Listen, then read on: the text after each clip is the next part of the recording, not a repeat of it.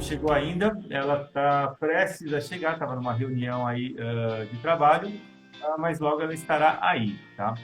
Ah, olha só que legal, para quem não sabe, né, o Adilson aqui ele trabalha com games, com interface de games, mas eu estava vendo o histórico dele aqui, ele é formado em design, ele é designer gráfico, ele é designer de interface, ele é ilustrador, ele trabalha com user experience, ele trabalha com design de interação, com brand, com publicidade, enfim, né? E obviamente desenvolve games, né? Assim, para quem gosta de games, eu acho que pode ser uma conversa bem legal.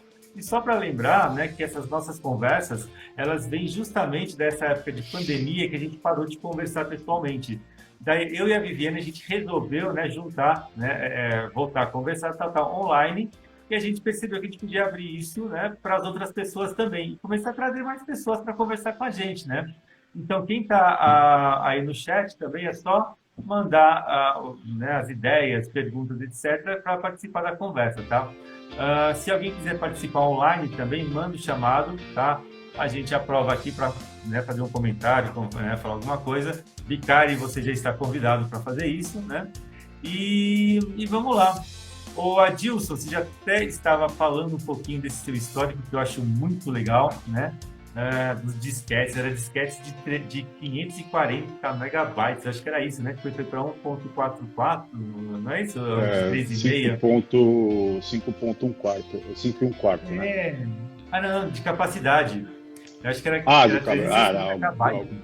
Era Era um negócio pouquíssimos assim. K, assim, cabia muita coisa em kbytes na época, né? Ó, Megabytes era tipo ó, gigabyte.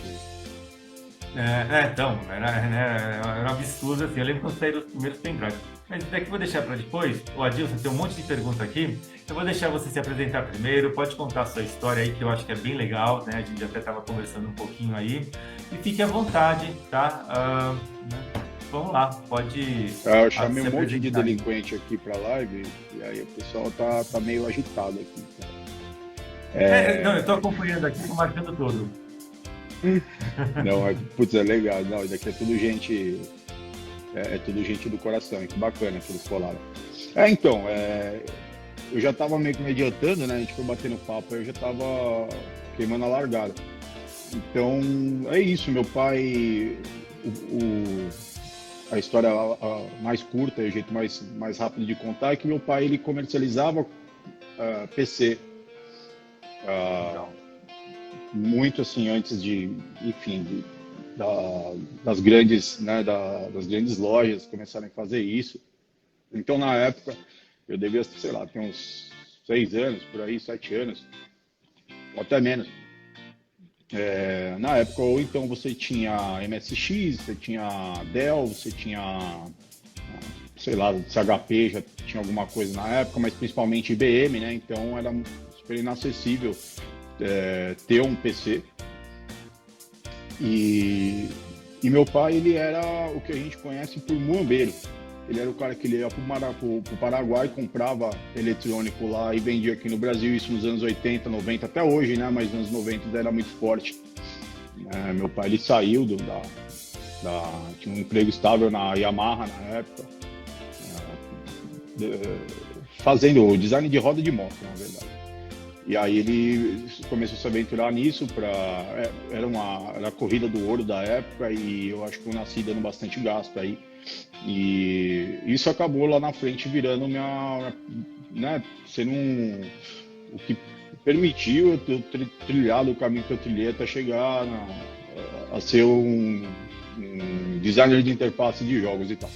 Então tudo isso tem muito a ver com ele, né, enfim, com essa história de como que ele começou a comercializar computador no Brasil. Então ele começou a ser uma opção a esses grandes retailers aí as IBM da vida. E meu primo, né, primo dele, era técnico em computador. Na época ele foi super prodígio, aí pioneirou essa área de montar computador e tal.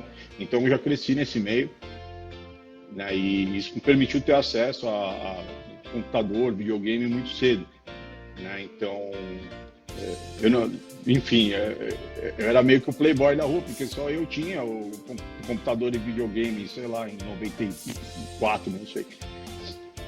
E meus amiguinhos lá em casa e tal. Então eu tive, na época, inclusive, se acessar um jogo não tinha nenhum Windows. Né? Tinha o Windows, mas era aquele 3.11, né? Você tinha que digitar CD, não sei o que lá, Windows.bar e tal, para entrar no Windows e aí você brincar nos jogos tipo Paintbrush, que pra mim era um jogo. Que era via DOS, né? Tudo. Tudo via DOS. E tem muita nostalgia nisso. Enfim, eu vou falar aqui para parecer um dinossauro, um velho aí pra galera mais nova que tá assistindo. Vai virar aqueles papos de velho saudosista, porque no meu tempo era melhor. Tá? Mas não é, que realmente eu posso contar essa história de. Enfim, é a minha história, né? É da onde que eu vim aí, como a coisa começou e que eu vi mesmo essas coisas nascendo. E eu acho que talvez se não fosse isso, não sei se teria sido a mesma coisa, se eu estaria fazendo a mesma coisa hoje. Então eu tive esse contato com vamos dizer, com a tecnologia aí, com o PC e com o videogame principalmente muito cedo. Né? Meu pai gostava também de jogar, depois a gente foi ter Nintendinho, tudo. Eu sempre tive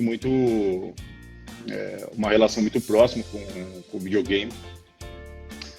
E é isso, mais tarde isso daí evoluiu para outros.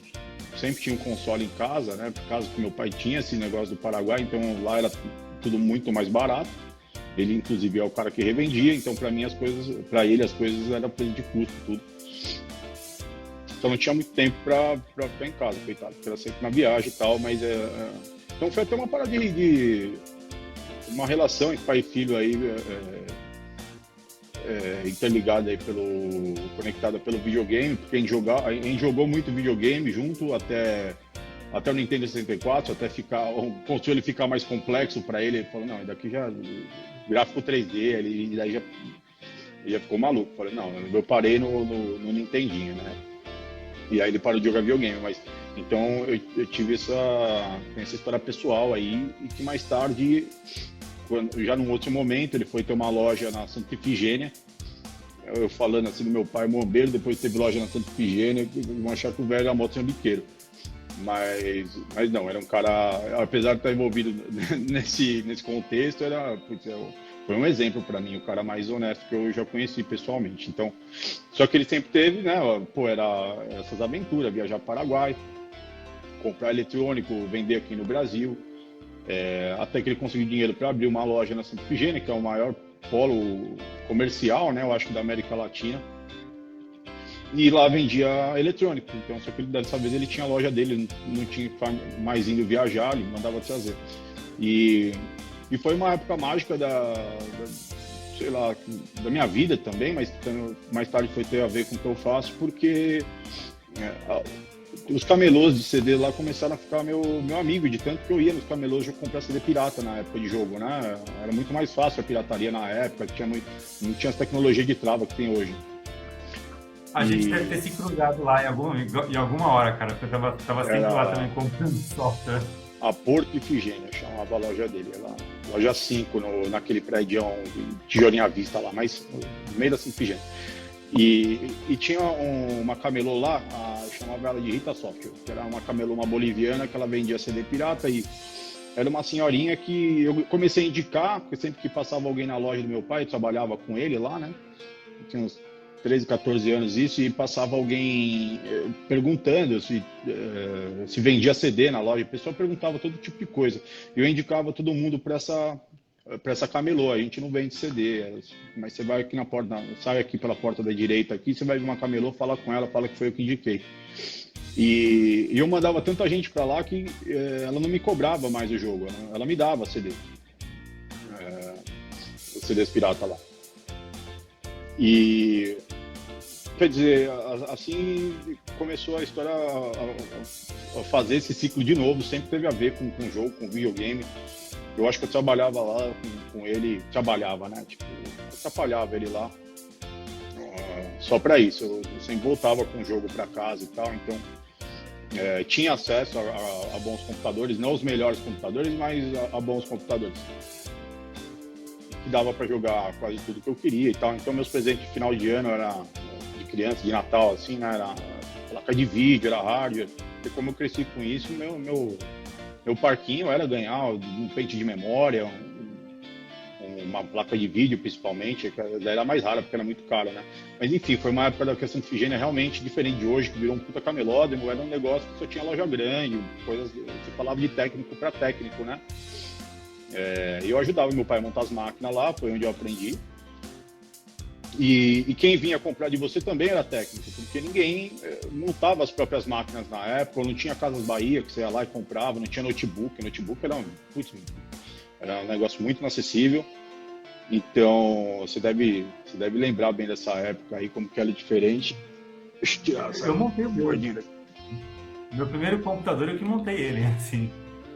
Mas era uma aventura montar, era para quem gostava, né? Era um negócio assim que muita gente naquela época queria ter o computador, mas o processo para você ter um computador, ou era você pagar, sei lá, equivalente hoje a 10 pau na IBM, na Dell, ou você pegava o técnico do bairro e fazia um orçamento com ele ia na Santa Efigênia, comprava do meu pai, de mim lá, a gente montava a máquina para ele, né, com as especificações que então ele era meio que intermediário, ele montava as especificações aí com a cliente dele e montava com a gente entregava uma semana depois aí. E, enfim, então lá era um lugar que tinha muita... Era um parquinho para quem tinha esse interesse, né? Foi uma época muito legal de Efigênia. E também, aí principalmente, eu acho que aí começa o assunto mesmo, porque lá eu conheci... Eu acho que todos os nerds que a gente tem hoje na indústria de game aqui no Brasil, muitos deles, aí, programadores e tal, trabalharam na Santa Efigênia na época, que era o lugar, era tipo o Vale do Silício de São Paulo, do Brasil. Né? Então, esses caras que tinham conhecimento em desenvolvimento, programação, não tinham o mesmo mercado que tem hoje. Esses caras tinham uma afeição com tecnologia de modo geral, montar o PC, etc. Então, muitos deles trabalharam na Santa Efigênia, fiz muitos amigos naquela época que hoje são desenvolvedores aí, sei lá, das maiores empresas do país, mas começaram lá, né? E um deles, inclusive, alguns deles, né, obviamente, foram funcionários do meu pai, eram todos uns caras muito inteligentes, e que eles começaram a me ensinar, enfim, a gente virou amigo, andava junto pra lá e pra cá, e com eles eu comecei a aprender um pouco na época o grande barato era começar a desenvolver site, né? E os caras eram muito eram muito para frentex, assim, todo mundo tá falando de site, eles já estavam programando e eles começaram a me ensinar, eu quis aprender também. E aí eu desapontei todo mundo quando eu comecei a enveredar pro lado da arte, né? Eu queria fazer o site ficar bonito, eu não me interessava tanto como que ele era feito. E eu acho que foi esse o meu primeiro contato com o design, no final das contas, né? Peguei um CD pirata do Photoshop ali com a Rita, com a minha camelô, e com a fornecedora lá. E aí eu comecei eu não sei, a gente quando é mais novo tem uma energia e uma disponibilidade, um interesse, né? Diferente, assim, para aprender as coisas que hoje eu não sei se eu teria. Se fosse começar a aprender tudo hoje, seria muito mais difícil. Na época eu devorei, isso era a minha guitarra, assim, era meu videogame, né? Eu ficava brincando no Photoshop, porque comecei a descobrir tudo que ele conseguia fazer, era muito melhor que qualquer outro software, sei lá, qualquer outro paintbrush que eu já tinha usado, então. E é isso, a partir daí eu comecei a gostar muito de Photoshop e querer entender o máximo que eu pude, né? Que eu pudesse, era o Photoshop 4. Faz muito tempo isso. E eu conseguia fazer coisas bonitas e de quebra aplicar nos sites que eu estava aprendendo a fazer. Né? Então, diferente da maioria dos designers que começaram, pelo menos os designers que eu fui trabalhar mais tarde, a maioria, quando eu comecei, pelo menos quando eu entrei na faculdade e comecei a trabalhar, a maioria todo o mercado ainda era muito offline e teve essa demanda que eu tive que aprender o offline também, mas quer dizer, eu comecei meio na contramão, né? Eu comecei pelo digital, de certa forma já. De certa forma não, enfim, era web design na época. Quem aí lembra do GeoCities, HPG, Nossa, essas coisas que... Eu tinha site no GeoSite também, cara. Então, olha lá, tá chegando o Vicário aí. Oi, gente! Oh, que susto, pensei que estava Cheguei. na sauna de novo. Não, não, mas o Vicari, se ele quiser entrar, pode entrar. Cabem quatro pessoas Deve agora ser mó aqui. legal, ia ser Tranquilo. muito legal. Cadê o Então, a gente Vicari? está tentando convencer ele a participar aqui. Ele tava aí te Mas daqui a pouco cobrindo. ele aparece. Ô, Viviane, bem-vinda aí. Oi. O Adilson está falando sobre a história dele, que está bem legal, de quando ele começou, né? Desde a Prazer. adolescência Tudo lá, bem? Olá. jogando e Bem-vindo à pirateando os minha softwares, live né? aí. Fica à vontade, sinta-se em casa. E daí Obrigada. e tá bem legal a história dele, cara. O resumo é esse. Ele ainda tá na parte da adolescência quando ele pirateava os softwares lá para levar para casa para ficar jogando lá.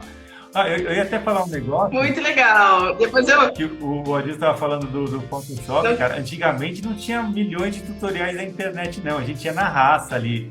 Né? No máximo comprar uma revistinha que tinha na banca lá, que falava um pouquinho sobre o software lá.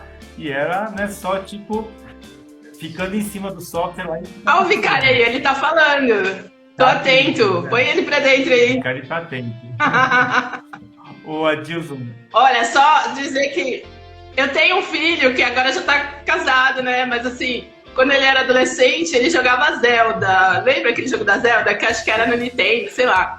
E o Zelda era super difícil, o Zelda tinha aqueles monstros lá que ele nunca conseguia matar. E às vezes ele ficava chorando, ficava bravo porque não conseguia matar passar de fase daqueles chefões. Aí eu entrava num tutorial que tinha um fórum, acho que, nem lembro, acho que era do Google, enfim, tinha os tutoriais que era tudo em inglês. Aí eu imprimia aquelas páginas que tinha passo a passo o que tinha que fazer para matar o chefão, traduzia, e aí ele ia jogando e eu ia traduzindo para ele. Pula para lá, faz isso, pega. Meu Deus, Viviane, que mãe incrível que você foi. Sério, é uma história super bonita, né? Que mãe que vai fuçar em fórum para pegar detonado pro filho de Zelda. Participa. Então, eu nunca chorei por causa de Zelda, mas eu entendo perfeitamente ele. Eu tive muitas frustrações, né? Esse jogo me formou pra vida, de certa forma. Isso era uma outra coisa, né? A gente, quando eu sou super fã eu sou desses. Isso me torna um nerd oficialmente, mas eu sou muito fã de Zelda. E eu lembro que o primeiro Zelda que eu joguei no Super Nintendo, não no Super NES, né? Era em japonês. Só que a gente queria tanto jogar as coisas na época que a gente, por tentativa e erro, ia aprendendo o que sei lá, as palavrinhas maior significava assim, a menor significava não. E eu fui me virando pro tempo. Nossa, eu demorei muito para terminar aquele jogo, mas é porque é o que tinha. E o vizinho da rua de baixo, eu morava lá na Zona Leste, lá tem muito japonês. O vizinho da rua de baixo era um japonês, ele que me emprestou, e a cinta dele vinha do Japão. Era muito normal isso na época, né? Tinha muito jogo em japonês aqui. Ele tinha muita coisa em japonês, porque hoje você tem os jogos tudo traduzidos, né? Os AAAs aí que a gente chama, pelo menos, são os jogos mais populares e maiores também. Eles pegam pessoal que traduz, enfim, que trabalha na indústria cinematográfica aí para fazer a dublagem e tal, é perfeito, mas na época realmente é outra história de tiozão aí, no meu tempo era um pouco diferente, era diferente pra caralho, assim. Mas a gente tinha muita vontade, né? Assim, aquilo era muito novo, a gente estava desmatando um negócio que era muito interessante para a época. Hoje a gente está um pouco sensibilizado para isso, tipo, o jogo tem que ser muito impressionante, assim, às vezes, enfim, muito incrível para conseguir te impressionar. Então tem isso, inclusive, torna esse mercado tão aquecido, né? A gente estava até falando um pouco disso antes, para dar uma estatística muito popular aí que muita gente está na live conhece, mas o games hoje é um mercado maior que a indústria cinematográfica e fono, enfim, e musical. Então é a maior mídia do mundo. Ai, não duvido não. Isso já faz alguns anos, inclusive, né? Oficialmente é o maior meio midiático aí de entretenimento, maior no sentido de quanto a grana gira nesse mercado, né? E hoje você tem no videogame o que eu entendo por ser eu usei esse termo uma vez, eu acho que ele faz muito sentido ainda. Ele é a soma de todas as artes, né? Você tem numa indústria, para fazer um jogo, você tem desde o escritor até gente de moda, você tem ilustrador, você tem designer, você tem músico, você tem pessoal de 3D, né, modelador, você tem, então, todo tipo de artista, ou quase todo tipo de artista, provavelmente tem um lugar dele ao sol na indústria de games aí. Sim. E o legal é que, assim, esses jogos do início, que eu tô falando, tipo, Zelda, começou a parte da interação, das pessoas conseguirem conversar entre elas, jogando, e depois desse... O Zelda ainda não tinha só o fórum, né? E depois começou esses jogos que as pessoas vão se falando dentro do próprio jogo, né? Isso é mais recente, tanto que né? eu lembro de Counter-Strike, esses... É um lugar onde as crianças ficaram muito... O meu filho, por exemplo, ele aprendeu a falar inglês por causa do jogo. Ele aprendeu a falar inglês para poder jogar e falar com as pessoas. E era assim, incrível, ele aprendeu praticamente sozinho a falar mesmo, de tanta vontade de jogar, né? Eu acho que tem um lado bem legal os jogos. Então, aquela coisa, quando você é criança, você aprende tudo com muito mais facilidade, muito mais rápido, você tem muito mais interesse em tudo, muito mais curiosidade, né? A gente vai ficando com a cabeça meio ocupada ao longo do passar dos anos, e isso que você falou é muito interessante. Eu acho que, sei lá, se todos os jogos na minha época, absolutamente todos os jogos fossem em japonês, eu teria aprendido a falar até em japonês para poder jogar. Né? Porque é muito natural, você vai jogando, você quer jogar e você vai quebrando todas as barreiras. Assim, inclusive a Aline Páfaro, que está aí conversando com a gente agora, uma vez, eu vou contar a história, eu vou chegar na parte que eu tenho essa história com ela um pouquinho mais para frente. Mas uma vez ela me disse uma frase muito legal, que o videogame é a única UI, né, pensando em interface, é o único UI/UX que as pessoas realmente estão muito dispostas a se esforçar para usar. Então, tem muito jogo que a interface, a parte de UX, ela é muito porca, é mal feita às vezes, ou foi feito por um programador que ele não tem... A maior parte, na verdade, da história dos jogos foram feitas, a UI e UX foram feitas por desenvolvedores que não tinham essa especialização. E a maioria dos jogos, é verdade, que tem essa parte polêmica, aí vai render os cortes aí do Talk dos 20 aí, porque a maioria dos jogos que a gente já jogou até hoje, a verdade é que eles têm UI e UX muito, muito ruins. Porque isso não tinha essa ideia de, vou contratar um designer para fazer. Tinha, mas assim, era, né, por via de regra, bem menos, os próprios desenvolvedores. Até hoje em dia, na verdade, isso ainda acontece. Né? Então, eles tinham UIs bem ruins, só que mesmo assim o pessoal queria quebrar essas barreiras para... Enfim, você quer jogar, né? A diversão, ela compensa, então você quebra essas barreiras para...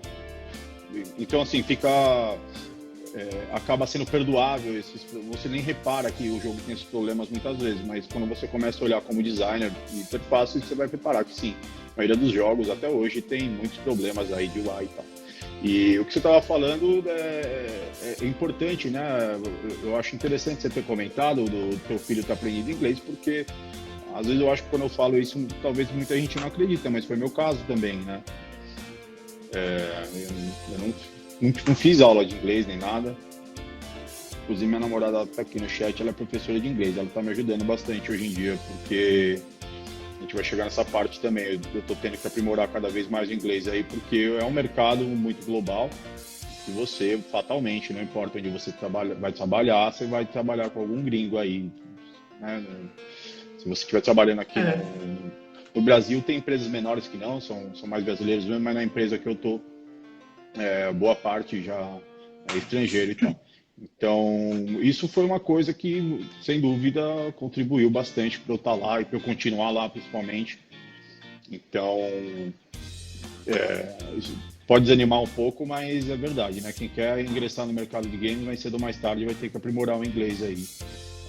O quão mais der para ser, enfim, o mais próximo que você puder ficar de ter um inglês fluente, melhor para você, sem dúvida. Sim. Então, isso é verdade. E outra coisa que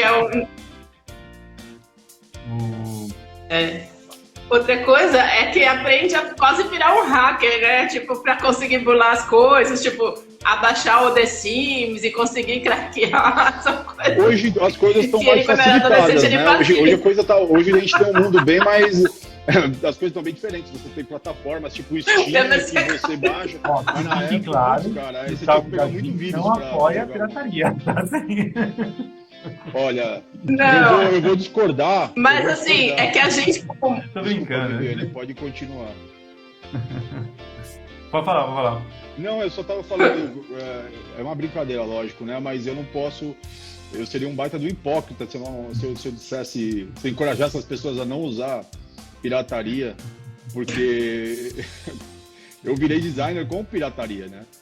Tudo foi pirateado. O Brasil ele tinha um contexto muito diferente, né? Sobre aquilo que a gente estava falando, dessa época onde eu comecei a me envolver com design, a me tornar designer, me entender como designer, vamos dizer assim, ou fui entender que existia design através da pirataria, Aqui no Brasil, né, nos anos 90, eu acho que todo mundo que é mais ou menos da nossa geração aqui, teve seus primeiros acessos aí com a pirataria. Se não fosse a pirataria, ninguém teria jogado nada, ninguém teria usado um Photoshop, ninguém estaria talvez dos meus colegas de trabalho que estão aqui, ou designers de modo geral. Tenho certeza que a galera mais ou menos da nossa idade, pirateou tudo, Photoshop, né? Quem que tinha, sei lá, 10 pau para dar de licença no Photoshop, né? Assim, ninguém teria se tornado. Era muito caro, agora tá mais acessível até, né? A gente ia no centro de São Paulo lá, levava disquete, o cara copiava, né? Pagava em dólar, não sei se vocês passaram por isso também. E era essa brincadeira, né? Mas enfim. Tinha esse mercado do aqui... dólar no centro de São Paulo. Adolescência também. É que assim, hoje em dia já tem mais consciência, já entendeu, né? A gente já sabe, mas assim, no começo dessa coisa dos jogos serem online, tinha muito isso, de baixar música, a gente baixava MP3 pra ouvir, fazia pendrive, ninguém, não tinha ainda essa conscientização, né, de direito autoral e tudo mais, era tudo muito mais assim, tipo, tinha vários programas que a gente baixava, aqueles torrents, aqueles negócios, agora já não tem mais, né, agora já tá tudo mais controlado, todo mundo já entendeu. Mas assim, o começo foi meio isso mesmo, todo mundo se virava para conseguir acompanhar, né, o que estava acontecendo. Desculpa, assim, um contexto, lógico que a pirataria é mundial, mas aqui no Brasil provavelmente a gente tem o nosso próprio contexto bem especial aqui de como que foi. E talvez na América do Sul inteira, mas o Brasil, enfim, o Brasil tem um prodígio na pirataria aí, na malandragem para muita coisa. Então... entrou um dos caras que eu tava contando a minha história, entrou aí, que eu chamo ele de Zé, que é o J. Fernandes Júnior aí. Ele tem muito a ver com a minha história também, cara. Então, eu ia pedir justamente isso, tá? Você estava falando quando você começou lá, né, na Santa Efigênia, por favor. Daí se linkando com a pergunta do Vicari, que ele perguntou como você compatibilizava essas questões, né, que você já estava entrando na questão de interface no mundo digital com o ritmo da faculdade, né? E daí ele ainda pergunta outra coisa, só para juntar também, né? Se você já pensava em trabalhar com jogos quando na faculdade. Então, acho que é interessante, daí a gente continua traçando o seu perfil aí, que estava interessante. Isso Vicari, é sensacional, assim, ele ter perguntado isso, porque a gente não chegou, a gente ia chegar nessa parte ainda e ia acabar passando por isso, mas na verdade, vamos lá, não pensava em trabalhar com isso na faculdade. Foi ótimo o Vicari ter feito essa pergunta mesmo, porque eu acho que isso conecta muita coisa que eu estava falando. Quando eu entrei na faculdade, era um contexto de design, assim, um contexto mundial de pensar design de uma maneira diferente, né? Era um contexto da época, era totalmente diferente. Quando você pensa em design isso foi em 2004 que eu entrei na faculdade. Então, era diferente de hoje, que é um supermercado, né? E todo mundo, de um jeito ou de outro, acabou se dando muito bem, quem persistiu no design. Assim, hoje você tem um mercado muito aquecido, porque você tem várias frentes de design, você tem vários mercados aí. Na época, era um negócio meio tipo, sei lá, você é músico, vou vender miçanga, porque você não sabia exatamente onde ia dar, era um mercado muito nichado, né? Então você tinha os grandes impérios da publicidade, que é onde eu acabei indo parar mais tarde, mas, você não tinha LinkedIn, você não tinha Facebook, grupo do WhatsApp de indicação, sei lá, você tinha o tal do QI na época, né? Você tinha que conhecer alguém, conhece alguém. Então, era um mercado já em si muito difícil, é isso que eu tô querendo dizer. Tipo, era muito difícil sonhar grande com design na época e eu estava me aventurando pensando, pô, vamos ver onde que vai dar. Mas eu já tinha pelo menos eu tive, eu chamo de privilégio de você, aos 16 anos, 15 anos, você tenha já a certeza do que você quer fazer, assim, para a vida. E isso pode vir a ser uma faculdade ou não, mas eu já entendia que eu era um designer, inclusive eu trabalhava para esse. A gente tinha uns esquemas de moleque junto aí, que é o J. Fernandes Júnior, que está aqui. Ele era um funcionário do meu pai, que ele abriu a empresa dele de web. É um cara muito fuçado, é um cara muito à frente do tempo dele para a época. Ele abriu a empresa dele de web design na época, que, enfim, era uma salinha lá no centro comercial de Alphaville, lá, e a gente começou a trabalhar junto. Então, ele já. Foi um dos caras que tentou me ensinar programação e que eu traí com a minha veia artística. E aí ele me contratou assim, né? A gente fez na época negócio de moleque, eu acho que ele tinha 18 anos, devia ter 16, sei lá, ele era um empresário super prodígio aí. Nem sei se ele era maior de idade para ter aquela empresa, eu acho que eu tinha 16 anos, ele tinha 18, era isso. Ele abriu essa empresa e eu comecei o web ali. Então, enfim, aí sem querer sair muito do assunto, o Vicário estava me perguntando se da faculdade, não tinha como você sonhar com o jogo, porque você não podia sonhar com o design, a resposta curta é essa, né? O design já tinha um puta tiro no escuro, e eu penso assim, eu falo hoje que trabalhar com videogame para mim era, pensando quando era mais novo, era tipo um sonho de astronauta, de ser astronauta, de ser jogador de futebol, aquele tipo de coisa que você sabe que você não vai ser, né? Porque tem indústria aqui no Brasil, até hoje está começando agora a ter um mercado aqui, mas isso é super recente, né? Pensando em 2005, era inimaginável. Enfim, tem muita história que dá para conectar aí nessa época. Eu pensei nisso nessa época, assim. Até cheguei a conhecer alguns amigos que insistiram nisso. Mais tarde acabaram caindo na indústria de games, que passou algumas indústrias grandes aqui pelo Brasil. Só que aí meio que já era tarde, porque eu já tinha apostado em ser designer, em ir para publicidade, que é o mercado que todo designer tinha aqui no Brasil, o único mercado possível, né? Ou você ia ser ilustrador e mesmo assim você atendia a publicidade, ou no máximo jornal, revista de alguma forma, ou você para publicidade, não tinha para onde correr. Então, eu acabei caindo na publicidade, isso não importava, é um mercado que eu gostava também, apesar dos pesares, que eu acho que todo designer aqui conhece, né, o ritmo de trabalho, trabalhar, sei lá, 16 horas por dia não é um negócio normal, né, a pressão, o ambiente, enfim, aquela coisa. Na época não tinha nem muito mimimi, esse negócio de burnout, é um negócio que a gente tá falando agora, mas a galera engoliu o choro na época, né? Então é isso, a gente não tinha tanta indicação, tantos meios de adentrar em qualquer que fosse o mercado, mesmo publicidade era difícil. Arranjar um emprego como designer na época era muito difícil. Meu primeiro emprego eu dei sorte, porque foi na mesma época que eu entrei na faculdade. Eu entrei na faculdade e entrei nesse emprego, que era uma agência da Moca, chama Duplação. E eles foram muito grandes nos anos 70, grandes mesmo, assim, fizeram grandes campanhas e tal, era inclusive um puta prédio bonito que os caras tinham lá, e ao longo do tempo eles foram perdendo relevância e tal, até miar. Mas o pessoal tá lembrando umas paradas aqui. Enfim, para não falar que eu não tive nenhum privilégio, meu pai,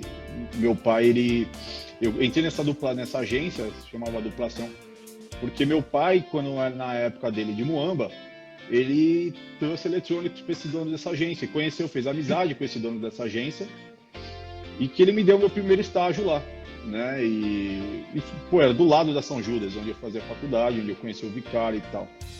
E então eu saía desse estágio, dava nem para chamar de estágio, na época não tinha nenhuma formalidade, eu não ganhava um salário, sei lá, eu ganhava tipo 200 conto, assim, era uma ajuda de custo, sei lá, eu trabalhava praticamente de graça, não era bem um emprego, mas ali eu consegui mostrar serviço, aprendi muita coisa, enfim. Eu já entrei na faculdade, isso é um ponto, né? Eu entrei nesse estágio já muito preparado, eu fui muito prodígio para a época, eu acho, né? Eu não sei se eu consegui manter ao longo do tempo essa mesma curva de aprendizado e relevância, mas para a época eu consegui entrar na faculdade no primeiro emprego já, não vou chamar de portfólio, mas eu já me virava muito bem com Photoshop, porque a maioria da galera na faculdade ainda não. Então, você pensar que não é que não faz tanto tempo, faz, mas 2004, foi agora e o Photoshop ainda era mistificado para muita gente, assim, era uma internet totalmente diferente, eram ferramentas totalmente diferentes, não tinha social media que tinha era o Orkut, que era um velho oeste, né, não era exatamente um social media, então você não tirava proveito disso, você não tinha YouTube, com esse monte de tutorial, né, essa facilidade para você descobrir absolutamente tudo que você quer, então a gente tirava leite de pedra e, cara, eu acho que tinha até uma magia a mais nisso, sabe? Não é papo de coitadinho, não. Realmente eu acho que era mais legal você ter que desbravar não sei, tinha um aspecto bacana disso, né? Que você tinha que ter uma troca pessoalmente com professores, com seus amigos da faculdade para aprender. Você pegava o tutorial na internet, até tinha, mas por escrito e tal.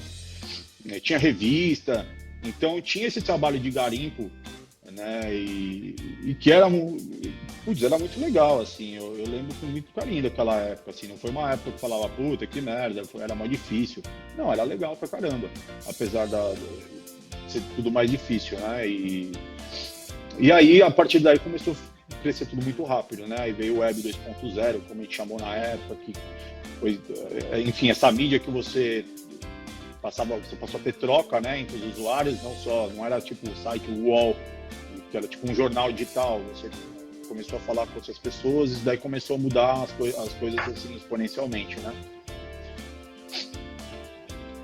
E é isso, eu vou dar uma pausa na falação aqui, porque tem bastante pergunta aí que eu tô vendo. Pergunta, eu achei que era só do Vicário, às vezes mais alguém fez pergunta, eu tô falando com o Vicário até agora. Tá, Vicário, aqui tem algumas perguntas, mas a gente já vai entrando aí. O Adilson, tipo assim, toda essa história eu acho muito legal, inclusive, assim, né, eu acho que vale até como registro, né, inclusive depois vai estar também na nossa página do YouTube lá, porque você praticamente contou a história de desenvolvimento do game no Brasil, cara, pela sua história, acho isso muito fantástico. Né?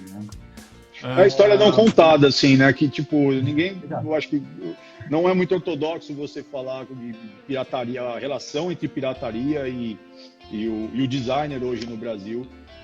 Mas é uma verdade, né? Cara, eu fui moldado ali na Santa Efigênia com software pirata.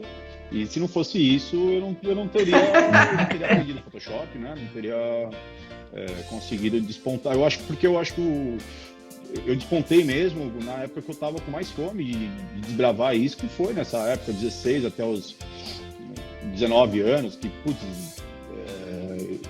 você estava descobrindo tudo isso, eu estava começando a fazer minhas primeiras coisas legais com design ali, tudo isso estava sendo muito empolgante, né? E graças a Deus eu tive o computador e tive o Photoshop pirata aí, que foi onde tudo começou. Tem uma questão também que até porque é uma prática relativamente nova, assim, dentro do design, né, que é o design de interface, embora já tenha alguns cursos aí, aliás, vários cursos nos últimos 10 anos apareceram e tal, mas eu acho que também, como você mesmo falou, é um campo ainda que está em desenvolvimento, é um campo aí que tem muita gente que pode entrar aí.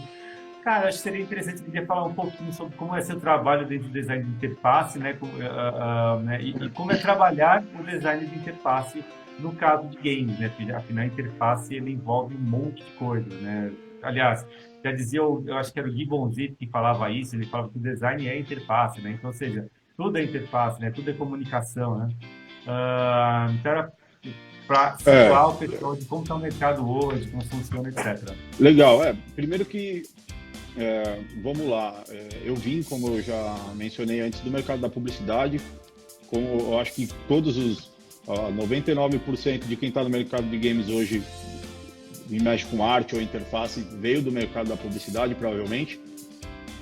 Como eu disse, era o mercado possível para o designer no Brasil até pouco tempo atrás, né? A empresa que eu estou hoje, ela foi muito game changer aí pra usar esse trocadilho, foi um divisor de águas nisso no Brasil, porque realmente é uma empresa muito grande, a gente vai falar dela daqui a pouco. Então, hoje, ela possibilita esse mercado aqui no Brasil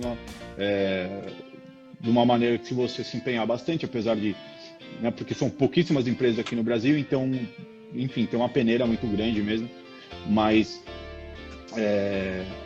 antes dela era a publicidade. Se o designer queria trabalhar com jogo, você vai para fora e o cara vai se aventurar lá, seja o que Deus quiser, e que você pode falhar também.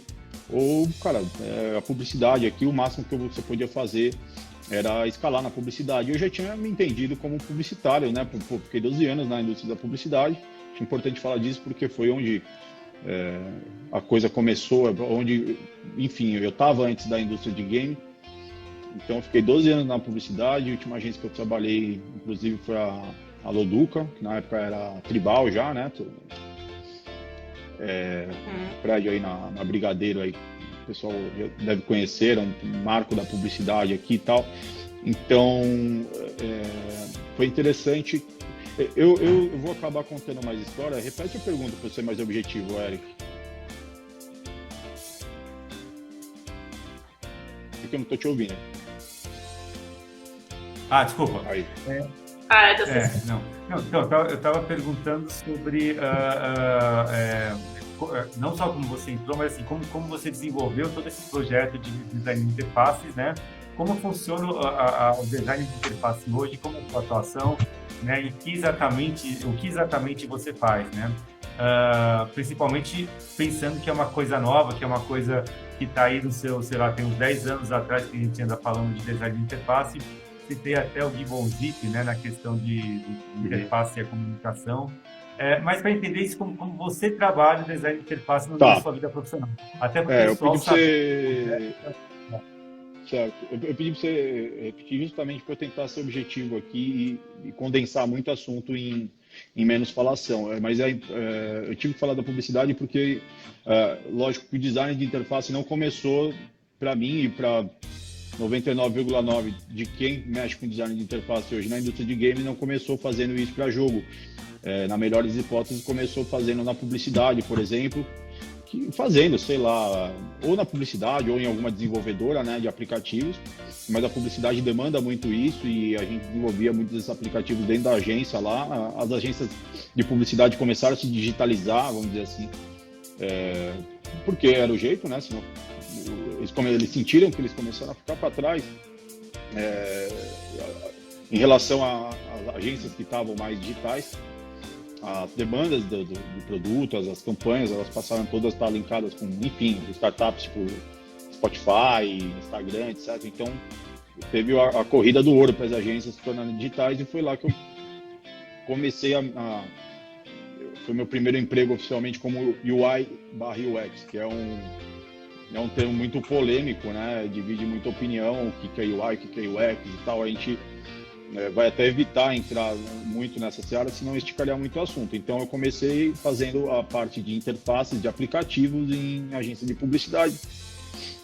E eu já tinha trabalhado com, enfim, agência de publicidade é aquela coisa, né? Todo mundo trabalhou nas mesmas 10 agências e você começa a fazer um mega networking aí de diretores de arte, que eu ainda não era diretor de arte, só que na última agência só que eu fui trabalhar, que era mais focado em digital, era uma agência de publicidade muito para frentona que tinha esse cargo de UI, né? UI e de UX. Eles não tinham muito essa distinção. E nisso eu já tinha trabalhado nessa das cadeiras. Eu conheci a Aline Páfaro, que está aí no chat com a gente. E eu não sei, eu não lembro exatamente, eu também não vou contar a história dela aqui. Depois você pode chamar ela para live também, fica a dica aí. Com certeza. Ela já ingressou no mercado de games. Eu vou anotar o nome. Ela foi para essa desenvolvedora onde eu estou hoje, que é a Wildlife. E me chamou. A gente já tinha trabalhado junto, ela lembrou do meu trabalho, achou que dava um fit legal com a companhia lá, me chamaram, aí teve todo o processo enfim, de entrevista e tal, que era, putz, cara, foi a maior sabatina, assim, foi o processo mais demorado que eu já passei, eu acho que pensar em algum lugar. Mas conheci, inclusive fui entrevistado pelo Marco Furtado, que está aí também, e eu já fui muito com a cara dele na época, eu percebi que eu queria trabalhar naquele lugar, eles me deram um job test, e que eu falei, puta, cara, é isso que eu quero fazer. Foi naquele job test que eu falei, cacete, eu quero...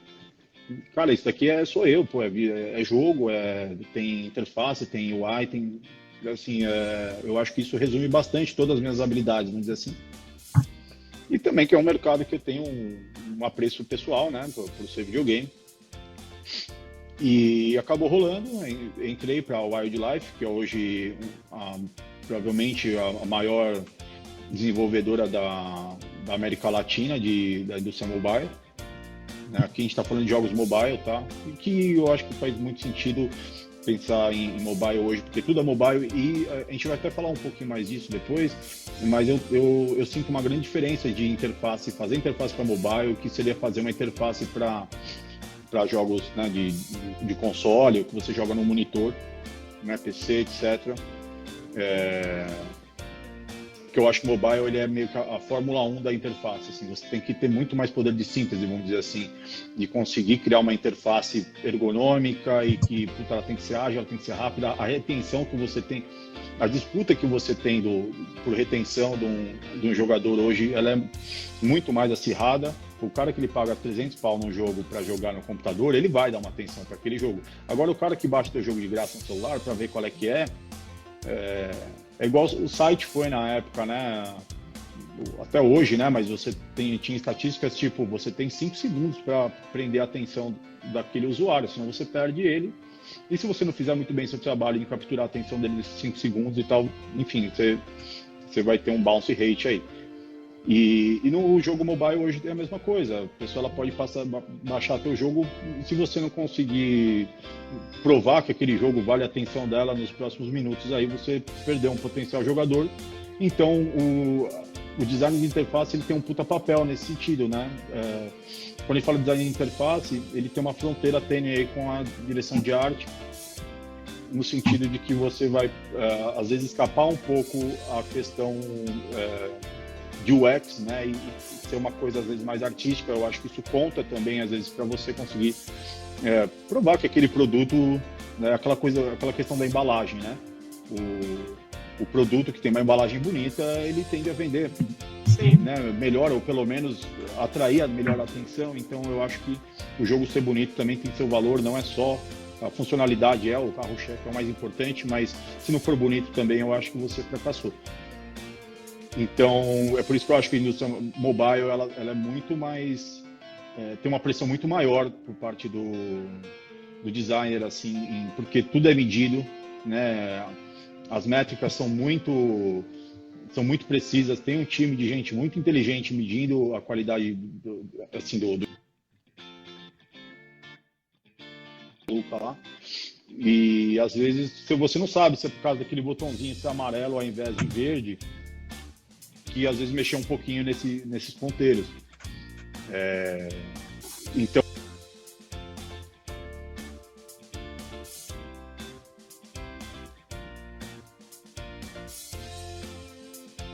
No meu deu uma travada.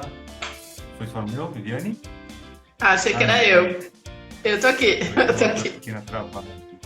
Acho que é o dele, então. Deu uma travada. Ele vai perceber, ele vai. Deixa eu só mandar uma mensagenzinha aqui pra ele. Gente, alguém quer entrar com a gente? Cabe mais uma pessoa. Acho que ele vai voltar aí, Caiu. Inclusive, eu tô vendo aí, até o próprio Adilson falou, tem muita gente aí que trabalha com interface, para se alguém quiser falar alguma coisa também, fique à vontade.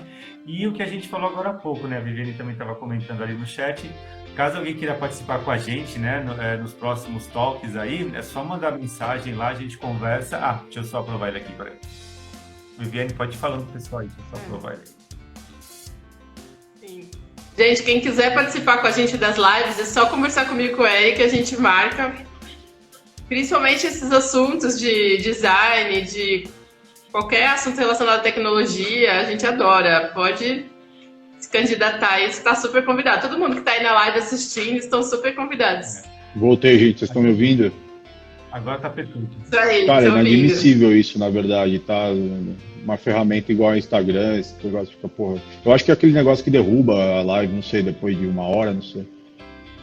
Tem alguma coisa a Depois de ver. uma hora, O Instagram tá bem chato. depois de uma hora começa a ter um monte de probleminhas assim, né? Mas, assim, teoricamente, o Instagram, ele deixa 4 horas agora. Não, porque assim, não é nem um problema de conexão, ele só me derrubou porque ele quis mesmo. Não, Enfim. A gente sabe. Acontece. A gente sabe que a gente passa por isso toda vez também. Mas eu acho que deu Mas vamos lá. pra responder Ou é o som. o que você tinha me perguntado, né?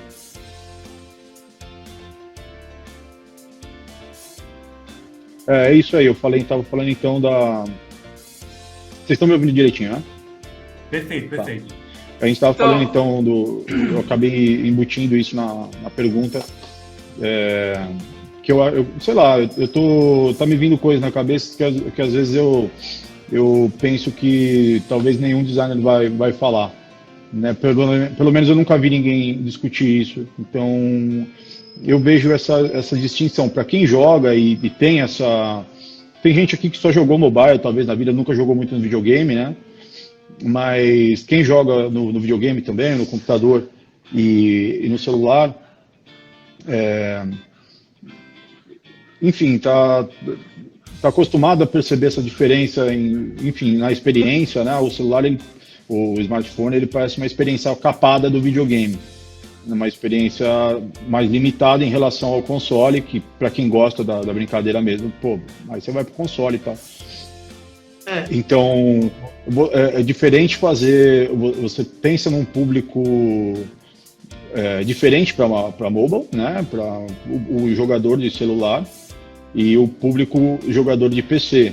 No entanto, você tem como designer, você tem que tratar a problemática da mesma maneira, o diagnóstico da questão da mesma maneira. Tecnicamente, óbvio que você vai tratar os dois públicos igualmente, mas tirando essa pequena intersecção que você tem entre a galera que joga videogame e joga também no celular, a gente, como a maioria dos desenvolvedores de jogos jogam videogame também, não todos, né? Não é uma regra, mas muitos de nós estamos nesse mercado que a gente também gosta de videogame. A gente tem que fazer um puto exercício para conseguir ver pelo ponto de vista da minha mãe, que ela joga lá, ou minha namorada mesmo, que tá aí, que ela joga os joguinhos que ela curte lá no celular, que não são os mesmos que eu jogo no celular ou no computador. E eu tenho que pensar nela não como usuário, como jogador. Né? Eu não gosto muito desse termo usuário, mas... Então, é um mercado diferente que você tem que desenvolver.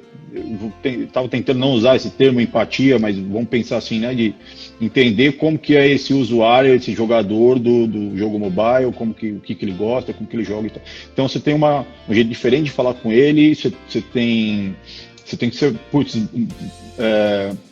tem que ter uma performance muito melhor. O seu layout ele tem que ser muito mais claro, ele tem que ser muito mais assertivo, muito mais preciso para você conseguir reter esse usuário, esse jogador.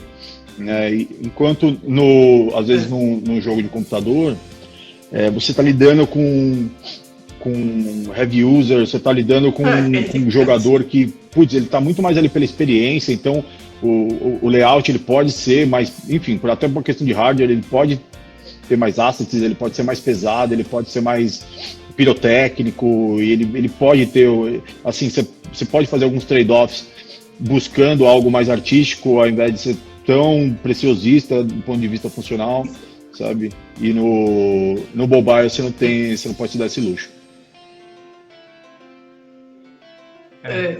Tem aqui a Alessandra tá falando de Candy Crush, eu também jogo bastante. Às vezes dá uma enjoada, às vezes eu jogo. Eu gosto de joguinho de mobile, tipo, eu jogo muito Township. E o Township é um jogo antigo, que o pessoal que joga direto, porque tem umas coisas lá de você fazer umas atividades juntas, tem, tipo, umas missões lá. Então, assim, o pessoal que joga é fiel, né? O Township é muito legal. E eu gostava também... Desculpa, Vivi. Eu gostava de um outro que eu tirei do meu celular porque tava muito jogo, mas o Sparkling Society também é muito legal. Eu gosto muito desses jogos de construir cidade, aliás, porque a gente é arquiteto, né? Eu gosto muito desses jogos de construção de cidade. Mas tem uns que o pessoal é super fiel e joga bastante, assim. Então, inclusive é até difícil acompanhar, para nós mesmos que desenvolvemos jogos, acompanhar tudo que está saindo no mercado, porque, cara, todo dia tem muito lance, né? O volume de jogo que é desovado no mercado mobile é muito diferente do qualquer outro videogame, né? E é difícil para a gente mesmo, que é desenvolvedor, acompanhar tudo. Então tem um esforço aí, enfim, um trabalho bem ativo de você se manter atualizado e baixar, nem que for por curiosidade, né? Aqui uma outra verdade inconveniente, a gente mesmo desenvolvedor de jogos mobiles, a gente não é fanático por jogo mobile necessariamente, né? Justamente porque, como eu falei, isso daí é o tipo de coisa que, enfim, pode ser inconveniente pra cacete falar, mas eu tenho poucos jogos no celular que eu gosto de jogar, porque eu sou um jogador de PC, não é igual, e eu estou acostumado com uma experiência muito mais imersiva, muito maior aqui. E no mobile tem ótimas experiências, tem jogos muito legais, e você tem jogos realmente muito legais, e principalmente ele tem a portabilidade, né? E isso faz toda a diferença do mundo para quem, tem muitos jogos que eu jogo no computador e tiveram o que a gente chama de port. Quer dizer, ele tiver uma versão adaptada para celular e é o mesmo jogo, a mesma experiência. Você, inclusive, pode jogar com pessoas que estão jogando no computador. Então, isso é incrível. Bom, pessoal, então a gente vai trazer de novo, né, o Adilson aí para falar um pouco mais de interface. Fica guardado essa pergunta aí. Ô Adilson, a gente agradece muito a participação, foi muito legal, né? Volta a questão, você contou um pouquinho da história do desenvolvimento do design de interface aqui no Brasil, né? Essa história não contada, como você falou, e essa história vai estar no nosso YouTube lá, até para registrar isso, que eu acho muito legal. E depois você volta a falar com a gente aqui, daí a gente fala um pouco mais especificamente sobre o trabalho do designer de interface, tá? Valeu, super obrigado. Viviane? Isso aí, gente. Obrigada aí. Gostei da dica. O Otávio falou que você sabe configurar, Eric, então eu vou pegar no seu pé, que realmente já vou começar de agora. Isso é mentira dele. Eu tentando ter tempo para poder estudar o programinha. Ó, o Otávio ajudou que ele passou um monte de link para mim. Assim, agora eu preciso ter tempo de ver todo. A gente vai conseguir fazer essa evolução, porque realmente o Instagram tá atrapalhando a gente um pouco nessa questão da live. Tem bastante gente aqui, tudo, mas é muito complicado. Cheio de umas regras assim, muito complicadas. Ô Adilson, não tem que pedir desculpa não, culpa é do Instagram. Valeu! Viu? Então assim, obrigada, viu? Agradeço a todo mundo que participou, desculpem o meu atraso de 15 minutos. Tranquilo. Foi muito bom. E na próxima a gente volta a conversar. Valeu, pessoal. Super obrigado. Tchau, tchau, gente. Boa noite para vocês. Obrigada pela participação. Obrigada a todo mundo aí. Obrigada, Variante 73. Ai, por favor, manda a foto pra gente, editar a gravação, colocar a foto da Variante. Boa. Valeu. Isso aí, gente.